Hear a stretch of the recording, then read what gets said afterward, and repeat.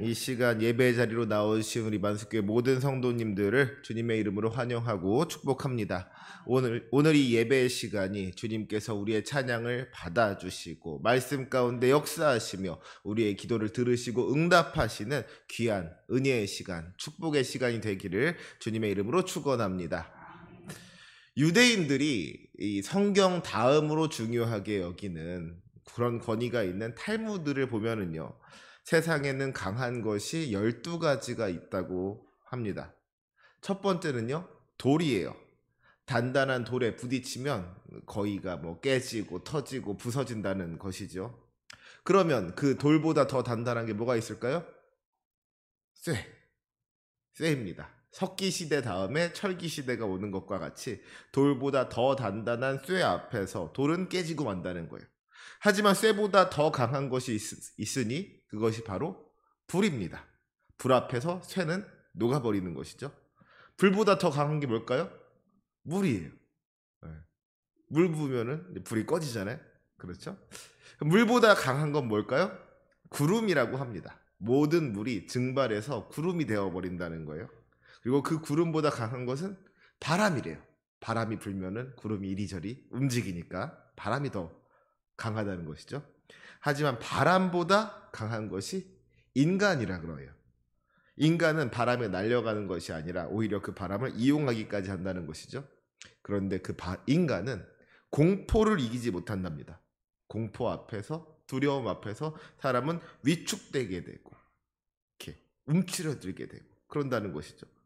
그런데 그 공포를 이길 수 있는 것이 있는데 바로 술이라 그럽니다. 술에 취하면은 용감해진다는 거예요.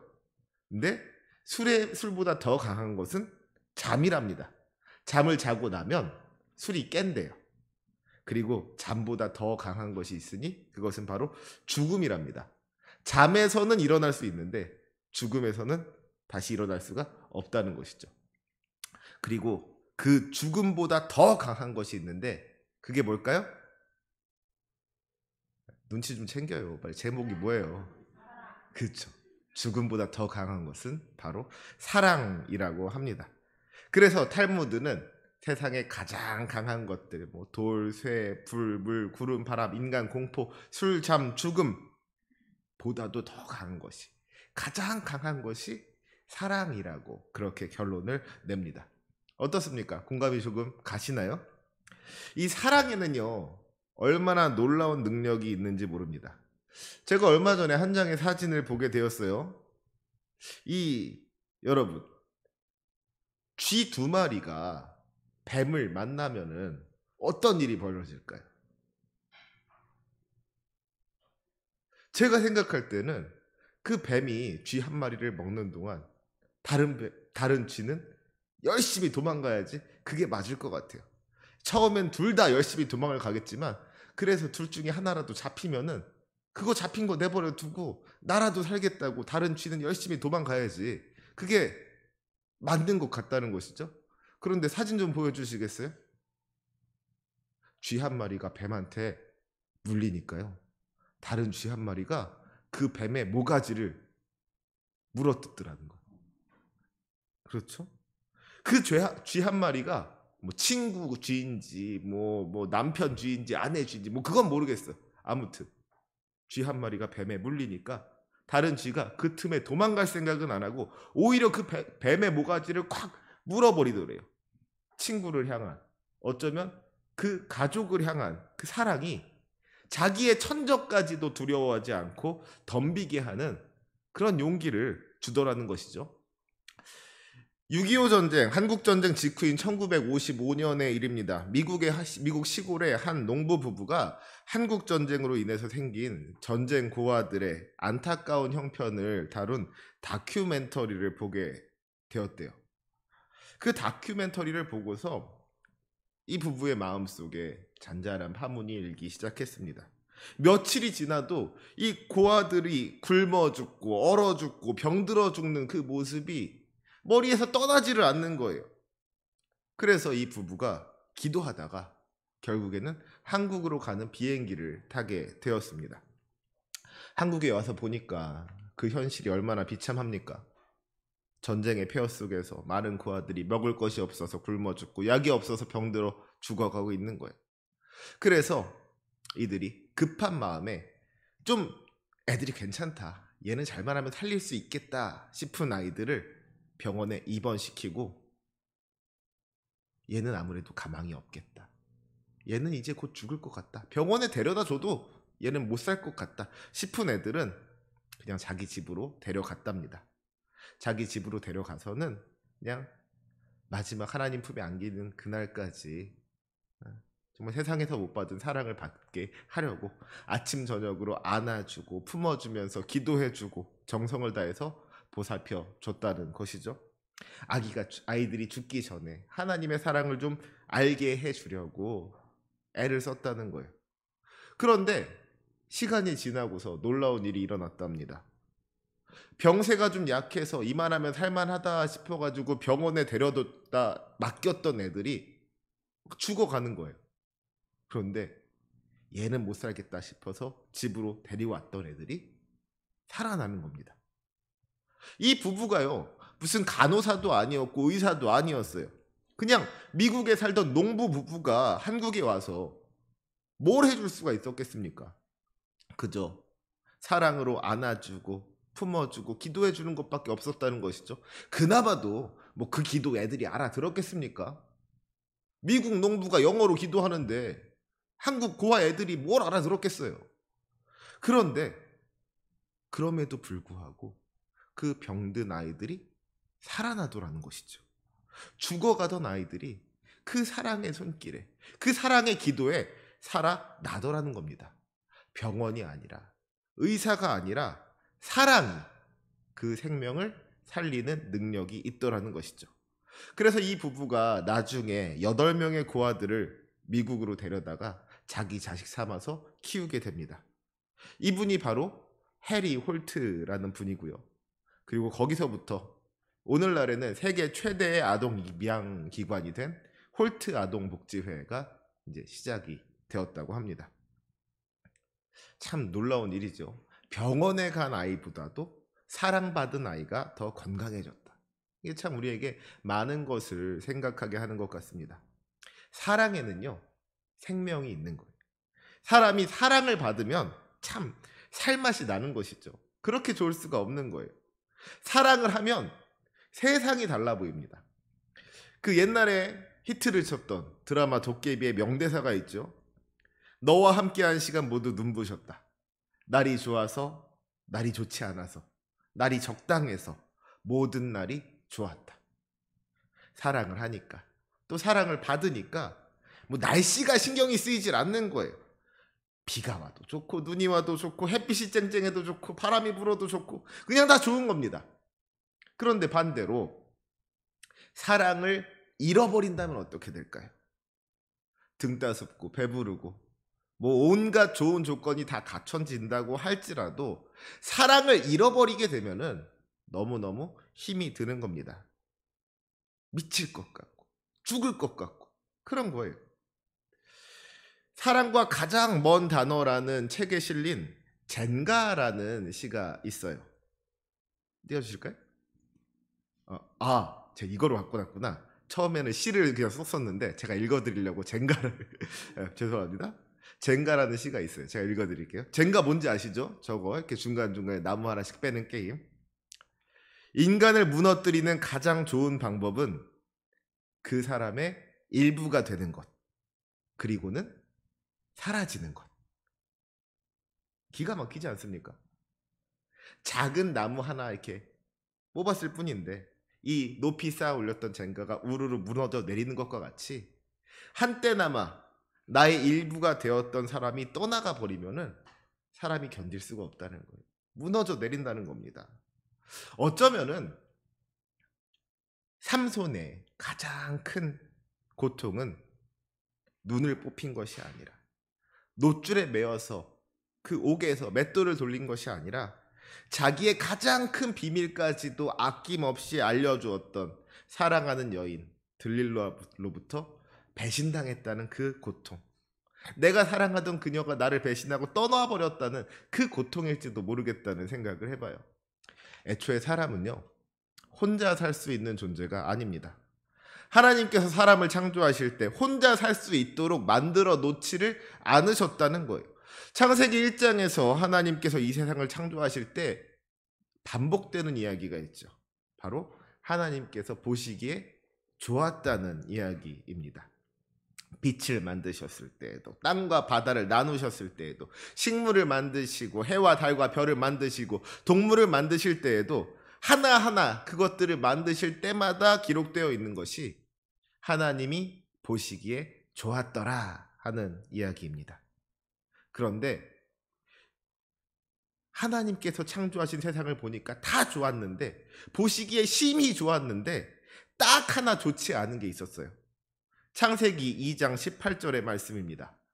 여호와 하나님이 이르시되 사람이 혼자 사는 것이 좋지 아니하니 내가 그를 위하여 돕는 배필을 지으리라 하시니라.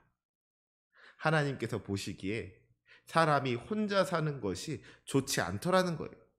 그래서 둘이 같이 살 수 있도록, 서로 도와가면서 살 수 있도록, 서로 사랑하면서 살아갈 수 있도록 한 사람을 더 만들어 주셨다는 것이죠. 나 혼자 사는 것이 아니라 둘이 같이 서로 사랑하면서 살아가는 것이 우리 하나님께서 원하시는 것이고 창조의 섭리라는 거예요.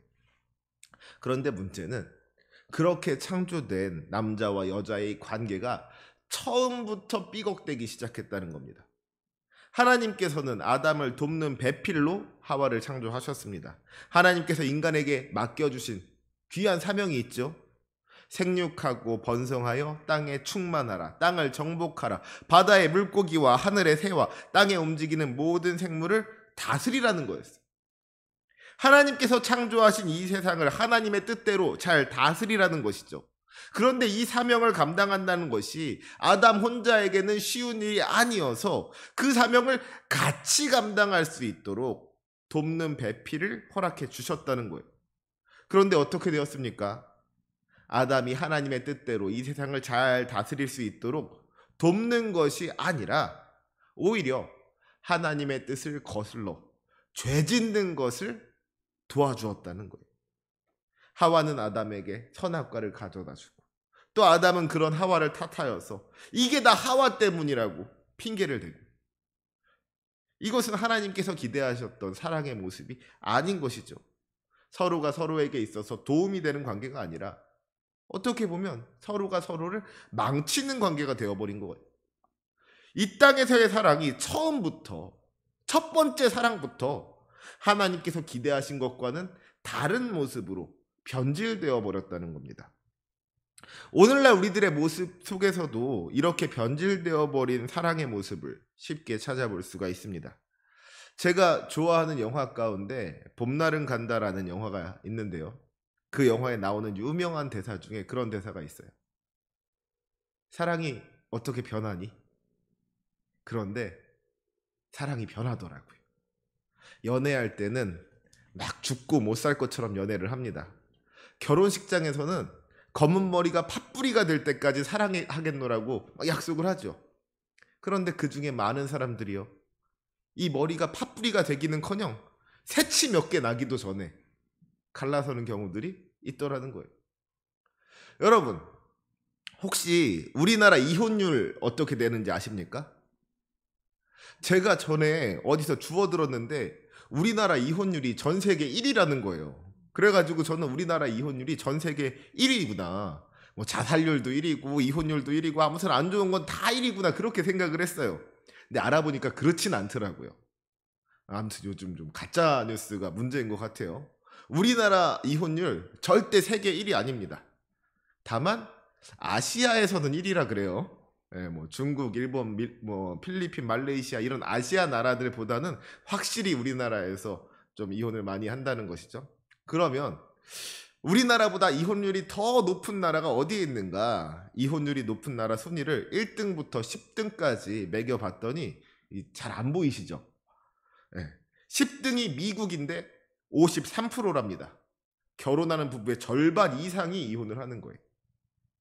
9위 프랑스는 55%, 8위 쿠바는 56%, 그렇게 쭉쭉 올라가서 대망의 1등이 어딘가 봤더니 벨기에인데 벨기에는 무려 71%가 이혼을 한대요.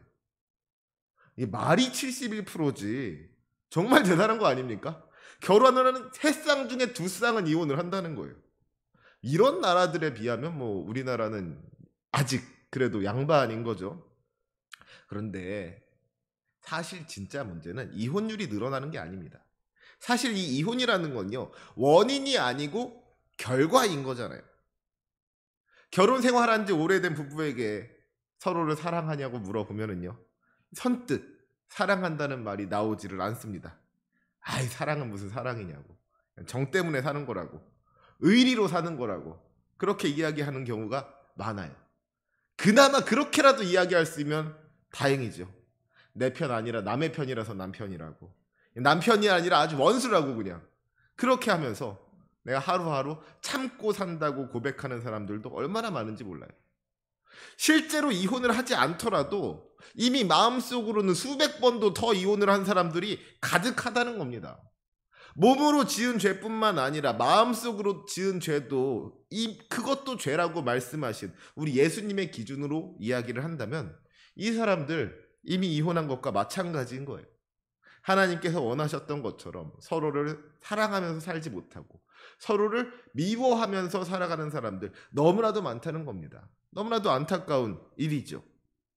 돕는 배필로서 이는 내 뼈 중에 뼈요 살 중에 살이라고 고백했던 그 아름다운 모습은 다 어디 가고 상대방 때문에 힘들고 괴롭고 견딜 수 없는 것을 억지로 참아가면서 살아가는 관계로 이 땅에서의 사랑이 그렇게 변질되어 버렸다는 겁니다. 사랑이 기쁨이 되지 못하고 오히려 사랑으로 인해서 고통받는 사람들이 너무나도 많다는 거예요. 그런데 성경은 우리에게 진짜 사랑이 무엇인지를 알려주고 있습니다. 인간의 죄로 인하여서 오염되지 않은 진짜 사랑, 하나님께서 우리에게 알려주시고자 했던 그 사랑을 보여주시는 거예요. 그것이 무엇입니까? 바로 십자가입니다. 오늘 본문 9절과 10절의 말씀 우리 같이 한번 읽어보도록 하겠습니다. 9절 10절 함께 읽겠습니다. 시작. 하나님의 사랑이 우리에게 이렇게 나타난 바 되었으니 하나님이 자기의 독생자를 세상에 보내심은 그로 말미암아 우리를 살리려 하심이라. 사랑은 여기 있으니 우리가 하나님을 사랑한 것이 아니요 하나님이 우리를 사랑하사 우리 죄를 속하기 위하여 화목제물로 그 아들을 보내셨음이라. 아멘. 하나님께서 우리를 사랑하사 우리를 살리려고 그 아들 예수님을 보내주신 것, 그게 바로 사랑이라는 거예요. 예수님께서 우리를 살리려고 그 모든 고통과 멸시 천대를 다 참으시고 십자가를 지신 것, 그것이 바로 사랑이라는 겁니다. 세상의 사랑 노래들에서 말하는 것이 사랑이 아니고 영화에서 드라마에서 보여주는 것이 사랑이 아니라 우리 주 예수 그리스도의 십자가가 진짜 사랑이라는 것이죠. 오늘 본문 7절 말씀에 사랑은 하나님께 속한 것이라고 했습니다. 나아가 8절에서는 하나님이 사랑이라 그랬어요. 정말 그렇습니다. 사랑은 하나님께 속한 것이지 인간에게 속한 것이 아닌 거예요. 사람들이 왜 자꾸 사랑 때문에 힘들어하고 사랑에 목말라 애태우고 가짜 사랑에 속아서 상처를 입습니까? 하나님을 떠나서는 우리 인간들만으로는 참된 사랑을 할 수 없기 때문인 거예요. 하나님으로부터 온 사랑이 없으면 인간의 능력으로는 우리의 힘만으로는 온전한 사랑을 할래야 할 수가 없다는 겁니다. 오늘 본문 밑에 요한일서 4장 19절을 보면은요, 우리가 사랑함은 그가 먼저 우리를 사랑하셨음이라 라고 했습니다. 하나님께서 먼저 우리를 사랑하셨다는 거예요. 우리가 하나님을 사랑한 것이 아니라 하나님께서 먼저 우리를 사랑하셨습니다. 우리가 먼저 하나님을 찾고 우리가 먼저 하나님을 사랑하기로 결단한 적이 없다는 거예요. 이것이 우리 기독교의 핵심적인 진리입니다. 이게 바로 은혜인 거예요. 그렇지 않으면, 하나님께서 우리를 사랑해 주시지 않으셨다면 우리에게는 소망이 없는 겁니다. 세상에 많은 종교들, 뭐 불교니 뭐니, 많은 종교들은 자력 종교입니다. 자기 힘으로 열심히 수양을 하고 열심히 마음을 닫고 노력을 해서 수행을 하고 고행을 해서 그래서 구원을 얻는 거예요. 하지만 우리 기독교는요, 타력 종교인 거예요. 우리가 무엇을 해서 구원을 얻어내는 것이 아니라 하나님께서 우리를 사랑하셔서 구원해 주시고 은혜의 선물을 허락하여 주시고 우리와 함께해 주신다는 겁니다. 이탈리아의 시스티나 성당 천장에는요, 미켈란젤로가 그린 천지창조의 그림이 그려져 있습니다. 너무나도 유명한 그림이죠. 하나님께서 창조하신 아담이 이 서로의 손을 내밀고 있는 거예요. 그런데 가만 보면은요, 손끝이 서로 닿을 듯 닿지 않고 있는 그런 그림입니다. 하나님과 인간 사이에 아주 미세하게 간격이 있는 거예요. 그런데요, 그 간격을 좁히려고 지금 누가 노력을 하고 있어요? 하나님이 노력을 하고 있는 거예요. 하나님은 그 몸이 그냥 다 인간에게 쏠려 있는데 인간은 뒤에 기대가지고 느긋하게 어디 한번 손 내밀어봐 하는 식으로 건방지게 그렇게 손을 내밀고 있잖아요. 어쩌면 이것이 우리들의 모습을 잘 보여주고 있는 것 같습니다. 우리 하나님은요, 계속해서 우리를 만나고 싶어 하십니다. 우리와 함께하고 싶어 하십니다. 우리가 조금만 손을 내밀면 잡힐 만한 그곳에서 정말 우리의 그 문을 두드리고 계신 분이 우리 주님이시라는 것이죠. 지금 이곳에서 우리와 만나기를 기대하고 계신 분이 우리 주님이라는 거예요. 우리가 조금만 손을 내밀면 우리 주님의 손을 잡을 수가 있는 겁니다. 그런데 우리가 주님께로 손을 내밀지 않고 있는 거예요. 사랑하는 성도 여러분, 하나님께서 우리를 먼저 사랑하셨습니다. 우리의 어떤 상태나 조건을 보지 않으시고 무조건 사랑해 주신 거예요. 우리에게 어떤 사랑받을 만한 자격이 있어서 사랑하신 것이 아니죠. 우리가 뭐 대단히 이뻐가지고 사랑하신 것이 아니에요. 오히려 우리는 계속해서 하나님을 거부하고 반역하고 죄를 지었음에도 불구하고 정말 이리 보고 저리 봐도 뭐 하나 이쁜 구석 하나 없는 것이 우리들의 모습인데도 하나님께서는 우리를 사랑하고 계시는 줄로 믿습니다. 우리가 사랑받을 만한 그 어떤 것도 갖지 않았을 때 하나님께서는 우리를 사랑해 주셨다는 거예요. 자기가 가진 가장 소중한 것, 독생자 외아들 예수 그리스도까지도 우리에게 보내주실 정도로, 그 아들이 십자가 지게 하실 정도로 우리를 그렇게 간절히 사랑하시는 분이 우리 주님이신 줄로 믿습니다. 아마 여러분 가운데 외우고 계신 분들도 많으실 우리 요한복음 3장 16절 말씀에 뭐라고 쓰여져 있어요? 하나님이 세상을 이처럼 사랑하사 독생자를 주셨으니 이는 그를 믿는 자마다 멸망하지 않고 영생을 얻게 하려 하심이라. 아멘. 하나님이 세상을 사랑하사 독생자를 주셨습니다. 하나님께서 여러분을 이처럼 사랑하사 독생자 외아들 예수 그리스도를 보내주신 거예요. 그래서 그를 믿으면, 우리 주 예수 그리스도를 믿기만 하면, 예수님을 통해서 보여주신 그 하나님의 크신 사랑을 받아들이기만 하면 우리가 구원을 얻고 영원한 생명을 누릴 수 있게 되는 줄로 믿습니다. 하나님의 사랑을 받으면요, 얼마나 좋은지 몰라요.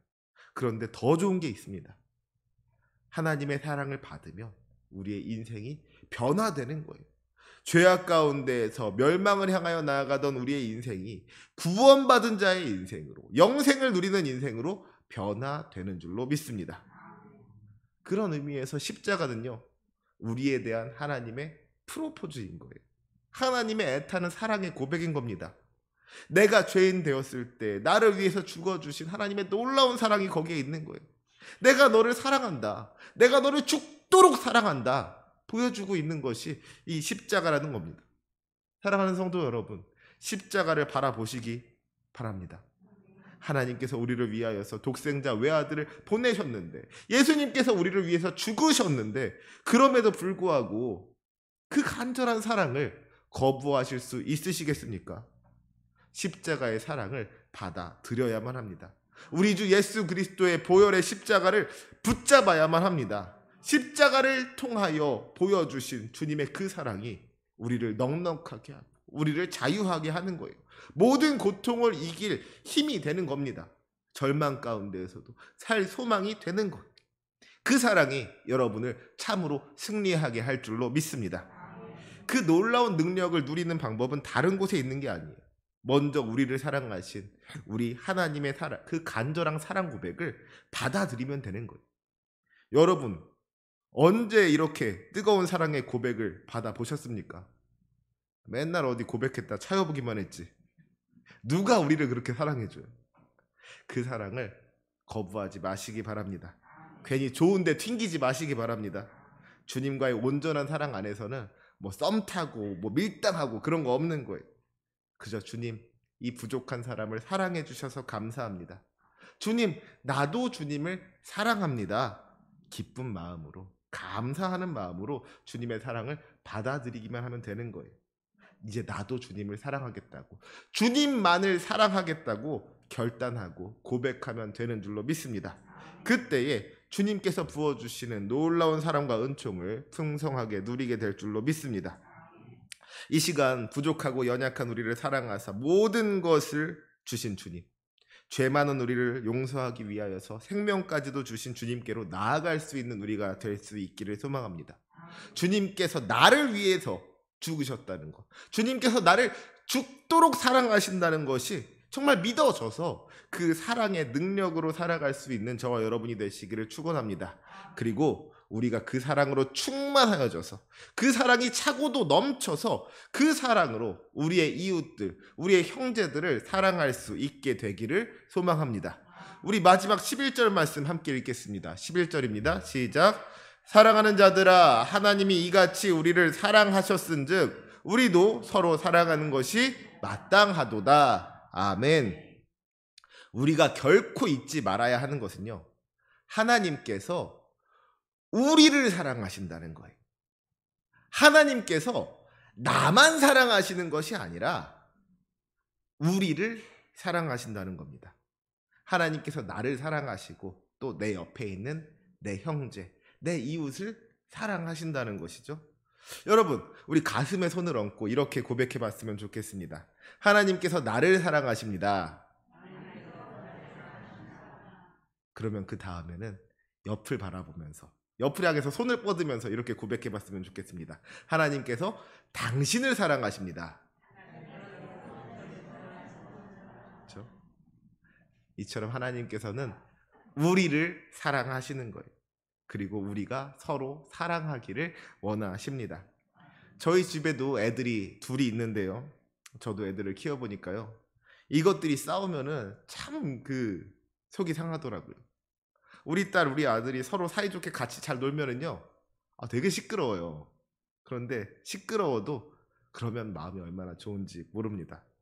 우리 하늘아버지 되시는 하나님의 마음이 바로 그런 것이 아닐까 하는 생각을 해봅니다. 며칠 전에 제 친구 목사님이 페이스북에다가 글을 하나 올렸더라고요. 잘 보이시나요? 제 친구 이주원 목사님이라는 친구인데 이렇게 썼더라고요.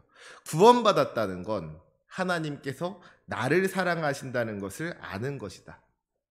구원받은 자로 산다는 건 하나님께서 죄를 사랑하신다는 것을 아는 것이다. 그런 것 같아요. 사랑하는 성도 여러분, 우리를 사랑하시는 주님께서는 우리가 서로 사랑하기를 원하십니다. 그래서 주님의 사랑 안에 있는 우리는 마땅히 서로 살아가면서 살아가야 할 줄로 믿습니다. 오늘 읽은 본문 아래에 요한일서 4장 20절의 말씀을 보면은요, 보는 바 그 형제를 사랑하지 아니하는 자는 보지 못하는 바 하나님을 사랑할 수 없다고 했습니다. 우리가 주님을 사랑한다는 것에 가장 분명하고도 확실한 증거가 우리 형제를 사랑하는 것이라는 거예요. 우리가 우리 주님의 사랑으로 서로 사랑하면서 살아갈 때 우리 주님께서 기뻐하시고 또한 우리에게 풍성한 은혜를 허락하여 주실 줄로 믿습니다.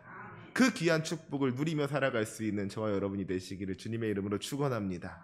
하나님의 사랑 안에 거하며 그 사랑으로 세상을 사랑하면서 살아가는 사람들, 그 사람이 우리 주님께서 원하시는 하나님의 자녀인 줄로 믿습니다.